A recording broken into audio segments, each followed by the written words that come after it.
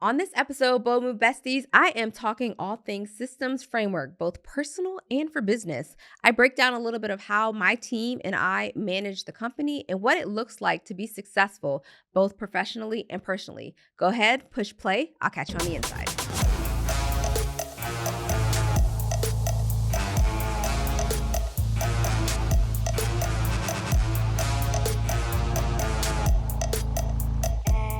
What's up, Bold Move Besties? Welcome to another episode of She Built Success. Today we are talking frameworks. I am your host, Claudia. Let's get into it. All right, so I've learned, and talking to some of my friends who are in operations, that apparently as a CEO, I have an operations brain. Now, I've said before, I love frameworks, I love systems, I love processes. But for me, it was just like, well, yeah, duh, we need the structure. We can't be out here just willy-nilly in things. We need to know what's next. And so for me, it's always been natural, but apparently it's not a natural thing. I say that to say CEOs come in different flavors and have different strengths. And so if they err on more of the side of fluidity and go with the flow, that's okay. That's why they bring in an operations person. In my case, it's somewhat the reverse. I do have an ops person, but my ops person manages our resources, our people resources, and making sure that, things like this podcast is put on in a proper manner. And like, that's where she comes in. But when I was having this conversation, I never thought of the fact that I am a very operations is my jam. Don't get me wrong. How about that? Let me define what operations is to me. To me, it is the pieces that move us along towards our goal in business. So for me, in a business lens. So it is the people, it is the time, it is the schedules, it is the software, it is the tools that all come cohesively together to make things work. Now, y'all know I love Airtable. And if you don't, I'm telling you right now, I love Airtable. I am a person that loves the way Excel works. So if I'm doing more complex data analysis, then I'm going to run it all in Excel. I can't do Google Sheets. I'm sorry, Google Sheets is not it for me. I have to go in Excel. But if I am doing things like managing this podcast, helping to bring on new team members, doing things like payroll management, time entry, my personal goals, the hardware software that I purchased for the company, all of that literally is an Airtable. And I'm saying that because Airtable is my jam. It has the Excel-ish version, but then it also has colors. I am a person that learns in colors, and I like acronyms. And for me, Airtable was my tool of choice because it allowed me to not only visually express and see things in color, so Kanban, and you can do different tags in different colors. And we will actually, that's the whole point of this. We're going to talk about frameworks and how I run the behind the scenes of my company. But with Airtable, it allows me to not only manage how our company operates, how our team operates, but allows me to almost brain dump. Actually, literally, I do have an automation that brain dumps. Anything that I'm thinking, I just jot it down on my phone and it puts it over into Airtable. I'm saying that because I think I took a little bit for granted the fact that what comes to me naturally, having organization and systems and automation, that's my jam, naturally is not a thing apparently for CEOs. And I wanted to do an episode on this because I wanted to share a little bit of the behind the scenes of how I break down different tasks and what that looks like. Now, I'll caveat it with this. I am a data person. So data analytics is in my background. If you want to get real technical, if y'all know this, then let me know. But if SAP BI is where I spent a lot of my years, SAP BO is where I spent a lot of my years. And in that, I did a lot of data modeling for clients, a lot of structure builds, a lot of reporting. Please don't zone out. I'm just giving you a little bit of background so that I can come in on this frameworks. But it really is something that to me means a lot because it tells a story, whether we're looking at the quantifiable data, so the numbers, the hard numbers, or the qualitative data, so the soft things like people's feedback and what they think and how they feel about your brand. All of that is data. They're all data points. You swipe a credit card, there's a data point on you, right? And so for me, having to be able to tell the data story is something that is exciting. And that lends itself to frameworks, that lends itself to being able to structure something, recognize patterns, recognize where trends are going. And Airtable allows me to do a lot of that. It allows me to automate a lot of that, which is something that I think actually that I was told that is missing sometimes when we take on our business endeavors or even our personal endeavors. Well, in Airtable, how data is organized is called a base.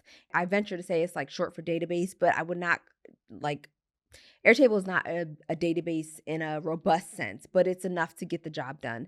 And I know I've talked about 12-week year before, and I have a 12-week year base personally and professionally, they're one and the same, that I use to track literally everything. And it tells me I set my goals and for the 12-week cycle, and it tells me in this base how I'm performing, what I'm doing, if I'm going to miss it. Now, in the book 12-week year, I believe the benchmark is 60 or 65% is like success as far as you met your goal. I, of course, am the overachiever, and I bump mine up to 70. And so to me, if I meet the 70% threshold, then great, I've achieved that goal. And I'm saying this because I feel like I get the how do you do it all. A lot of it for me is being able to put it into something that is organized in an organized fashion. And Airtable is one of those methodologies that I use. I use Zapier as well because that helps push some of the automations. Like I mentioned, I have a brain dump section on my phone, and y'all, I'm team Android, so y'all iOS folks, beep beep, bye bye. But I'm sure it can be done on that platform. I just haven't tried it. But on the Android side, I'm able to put in the fact that I have something that I'm trying to remember, and I jot it down, and then minutes later, it's into my Airtable base as a brain dump, and it gets tagged and filed. And then I know when I go and do my weekend review, for instance, for the 12-week year, I'm able to say, all right, bet this is what I have to do. Where am I going to put this in my schedule? I'm saying that because I recognize that not everybody is as structured and organized as I am. I know I am. I've come to the acceptance of the fact that I am a type A, and I like to be in control, and I like to have things in order, and chaos and confusion is not my ministry. And so being able to put together a system across the board. So like I said, I have personal, I have business, all in the ecosystem of Airtable that allows me to transcend what it looks like to be organized, almost on overdrive, because my team is able to get into these Airtable bases, and they just released. Okay, I'm gonna geek out, y'all bear with me. So if y'all aren't already on Airtable, I'll put the link below so you can go ahead and sign up. There is a free version that you can use, but it is the truth. But so much so that they have this new feature called interfaces, and you can allow your team members, or even if you have clients, your clients, to look at a certain view of things, and they'll be able to interact and see and view what you have going for them. And it's a lot cleaner than what I would consider the back end, which is the actual base that you're managing everything. But my team members can go in, and we do things like content management systems. Literally, I built the entire thing in Airtable, and we get notifications when things are approved, when things are moved to the next phase, if something needs to go back for feedback, if something is just uploaded, if something needs to be up, like all of that ecosystem is within Airtable. And I know this probably sounds like a promotion for Airtable. So Airtable, if you're listening, I'm totally down for a sponsorship. But I will say that I love it to the point where I don't think I would do all that great. Well, no, I take that back. If I didn't have it, I'd find another modality. But the point being, it's framework, it's structure. And it was not lost to me when I heard the fact that as a CEO, having this ops brain, this operations brain in terms of the systems, processes, and workflows is something that is not always the case. It's kind of like, you get an idea as a CEO, and you're like, okay, yeah, somebody else go execute it. Here's my idea, go figure it out. Whereas for me, this is my idea. Here are all the steps. Another tool, let me pause on Airtable. Another tool, Microsoft Project. Oh, predecessors, successors, dependencies, durations, resource loading. That was my jam. And there wasn't many colors when I was using it, but that was my jam as well back in the day. And that is just something that I love. I light up on. Hey, it's your Bold Moves bestie, and I'm here to help you unlock your business potential. We are offering VIP strategy days. We are able to come through, help with the strategy, systems, and framework in your business to build processes to give you that firm foundation to get you from shift to scale. So if you're interested, go visit shebuiltsuccess.com and sign up so that we can get started on moving boldly forward together. In 2015, 16, 17, and all the way up to 2020, I was working with small businesses, and we used to do email marketing campaigns. And um what I would do is I had a copywriter on my team, she's still on my team, and we would go in and I would do a process that we call voice print. It is a trademark like, this process is literally trademarked. If you go look it up, we have the trademark for it. But it's voice print, where we get to know your brand's personality. And what ends up happening is I give voice print to my copywriter, and she writes copy for the client as a whole email campaign, a whole entire email campaign. And of course, it would vary from what it would look like, but that was even an Airtable. That had a structure to it. That was something that we were able to say, okay, voice print is ready. Here's the file. My copywriter would take it and we would move forward from that. I'm saying that because I've learned that sometimes that structure is missing in the way that business is done, in the way that work is performed, or in the way that we track goals. Now, I know I am a rarity in this space, but I think that, to me, the importance of being able to know where you're going is writing it down. I'm a writer. Like, if I'm gonna need to remember something, I'm writing it down. So one of the products that is a piece of hardware that I use. It's called a Supernote. No, it's not an iPad, and it's not a Android. Well, actually, it is a Linux now tablet. But the point being, I use this piece of hardware to write down my notes, or write down anything I'm thinking, or write, if I have a client call, I'm writing it down. If I have client work, I'm writing it down. If I want a journal, I'm writing it down. My devotional, and I'm saying all that because there's still a system involved. I can email PDF versions of these files to myself if I needed to do something with it. But I think the importance of having frameworks and structure in what you're doing is top notch. To me, it's about the customer or client experience, and having those systems in place. Things like Airtable or MS Project, if you're working on a project, allows you to be fluid in the sense of you don't have to worry, because you know everything that you have in your head, all the steps, all the processes, is in a central place that your team can access. We talk about time freedom. We talk about being able to, go on a trip if we need to, or be with our kids if we need to, or prioritizing whatever's first before business if we need to. But if you don't have those frameworks and those systems, you're kind of doing it for yourself, or figuring it out, or your team has to go figure it out. While it was brought to my attention that I have an ops brain, I feel like I should impart a little bit of how injecting that into what I do on a daily. So I mentioned 12-week year. I know I've talked about the fact that I track. I run in 12-week cycles. And the 12-week cycle is literally basically just a quarter. It's just another way of looking at it. But the beauty of it all is I'm not sitting here having to repeat myself over and over again to my team, or trying to look for parts and pieces, because we have automations inside of Airtable that we use. We have different notifications that go out inside in Slack for the team. And it's all about processes and efficiency. So I was talking about how we used to do those email campaigns, and some of the feedback that I got was, oh my gosh, it sounds just like me. And that was because of voice print. But that's there's a framework in that. There's a system, there's a process. I've gotten our open rates have been literally double what it used to be. And that was because there's a methodology that happens behind the scenes. Yes, we can write copy that sounds like you. Yes, that's what we did. But there's still a process. There's still a flow. There's still a system. I mean, even when we sent out to the point of, and I know I talked about customer experience, but to the point of, we would have, when we sign on any client in the small business space, we would send them basically an overview, which is like the milestone markers. We have a draft, we have a in review, and we have like a final step. Like, that's the high level. But we would send them the dates so that they know what they're looking for. So that they know, we're not ghosting them, or we're not doing something weird behind the scenes.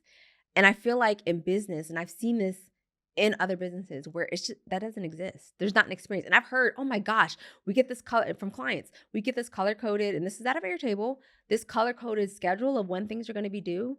And I make sure that my team understands that when we engage a client, this is our process. This is in the small business side, and even in the government side. I know we kind of think of government kind of separate and apart, but there's still systems, there's still workflows, there's still frameworks, there's still processes that we bring to the table. And to me, the customer or client experience is paramount. I feel like sometimes businesses do that a disservice. They kind of just, oh, here's your stuff. There you go. You're good to go. instead of showing up and being like, you know what? Here's what things are. This is what you can expect from us. This is what you're going to get from us. I promise you that will lend better to your customer experience. I am a person that is about experience. I love experience. I love being able to go into a place and just all the senses are immersed. Whereas if you go elsewhere and it's just like, oh, here's a paper here, here's a deliverable tomorrow, and oops, sorry, kind of forgot that. Let me come back to it. That's chaos and confusion. And success doesn't breed there. Success doesn't thrive in that environment. To me, success looks like having the structure. Even if structure is not your ministry, guess what? That's okay. That's why you hire an operations person. If name the ailment that you don't like that has to be structured, like go hire someone. And if you don't have the funds to hire someone, YouTube University is a great resource. DM me if you have questions. I genuinely mean that. Like, I understand that everybody's not about the customer or the client experience, but having the back end involved to support the things that you're trying to execute will help you not only realize your goals quicker, but reduce the amount of repetition that you have to do. So, here's my challenge to you, Bold Move besties, and we're not done. What frameworks are you using, whether it's personal, whether it's professional, whether it's as an entrepreneur, a mom, a partner, a friend? What frameworks are you using? What systems are you using to help see yourself forward, to help attain that version of success? I'm often reminded, and I've said this before, I can remember babysitting for a neighbor when I was like a teen, and I went into their house and their towels in the linen closet were stacked by color. And I can't say it was at that moment that I realized I was different, because I can't tell you exactly. I don't know exactly when I realized I was different, but I remember, and my mom actually told me this in my 20s, I think, maybe late early 30s. She said, yeah, I remember when you babysat for the neighbor and you came home so excited because you were telling me how all their towels were in color coded order. Now it wasn't the rainbow color, but it was like in my house, in my parents' household, we just, you fold a towel, you put it away. And when I got my own house and obviously, get my own things and build my family, it was a lot of color coding and putting things together. So much so that we go into the pantry where all the dry goods and the chips and blah blah blah. And they're not in a Roy G. Biv color, so they're not like that. But it's like all the chips are here, all the cookies are here. Like it translates, like that experience translates. So much so the kids' friends come over and they're like, oh my gosh, your pantry's like amazing. Now I don't have like a home edit looking pantry, but it's organized enough to know where things are. And I'm saying that because it's about the experience. I have teens coming over talking about how great the pantry is and they can find snacks and juice packs and all that fun stuff, right? So it's not just business that structure and systems and framework play a part in. It's also in personal life, right? And it's understanding that without that structure and without those frameworks, and it's not about boxing you in. I feel like sometimes people feel like putting in structure is like boring and it's just going to keep me in this little space. No, it actually allows yourself to multiply. It allows you to be able to say, hey, here's my standard operating procedures. This is what I needs to be done. This is how we onboard people. We have that as a company. We have SOPs. We have a hiring process. Like, we have a team onboarding process. We have a vetting process. Hell, every team member doesn't get to stay. And that's the reality of it. But those kind of filters wouldn't have worked if we didn't have systems and processes in place. To me, it's important to be able to not only understand at the core what needs to happen for you for frameworks, for systems, for processes, but to be intentional about how you set them up. And if you don't know where to start, take out a pen and paper. I'm about to tell you how. Write down the things that you do the most frequently, whether it's personal or in business. Write them down. And then ask yourself, do I have a process for this? Now you may be like, well, what personal would I write down? Do I have a process? I'm going to tell you one for me as an actual example. Since my kids were little, we always had a process. We eat dinner together as a family. That is a non-negotiable, except for, if there's an activity or something where kind of somebody has to eat before somebody else. But for the most part, we eat dinner together. That is something that I'm very, very strong on. But one of the things that the kids do, we eat dinner and then we be like, go brush your teeth, wash your face, get ready for bed. Like literally, that is, those are the three. And that is it. And they know what they need to do, even as teens, even though they want to be stretching the time to go to bed. But it's go brush your teeth, wash your face, get ready for bed. They know that. They've known that since they were teeny. And they're now 13, 15, respectively. And there's no, I mean, I might say the statement now is go get ready for bed. But coming up, those were the three things. And they knew that that's what they had to do to get ready for bed. While that might sound a bit, what's the word? It's not, I promise. They like the structure. So much so my kids have inherited this whole checklist vibe for some of them, and another one's on Pinterest writing check. Like, so it's transferable, but I'm trying to say like the structure happens in personal too, where it doesn't have to be so rigid, but just implementing the little things, right? Thinking about, if we're low on something, how can we communicate as a family what that looks like? For us, we tell AI to add something to our shopping list.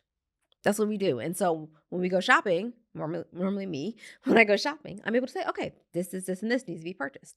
That's a system, a simple one, but that's a system. I want you to look at what it is in your life, whether it's personal, whether it's professional, that you could systematize, that you could put a structure around. Just one thing. I'm not asking you to go change your whole life. One thing that you can do that actually would add ease to how you approach success. This podcast would not be here, would not be where it is if it wasn't for systems and a vision, because I have a vision. I am so thankful, Bold Move Besties, for you just listening. I hope that this episode brought some clarity, maybe some ahas, maybe some moments of truth, maybe some reflection to you. Bold Move Besties, I will catch you on the next episode of She Built Success. I'm Claudia. I'll catch you soon.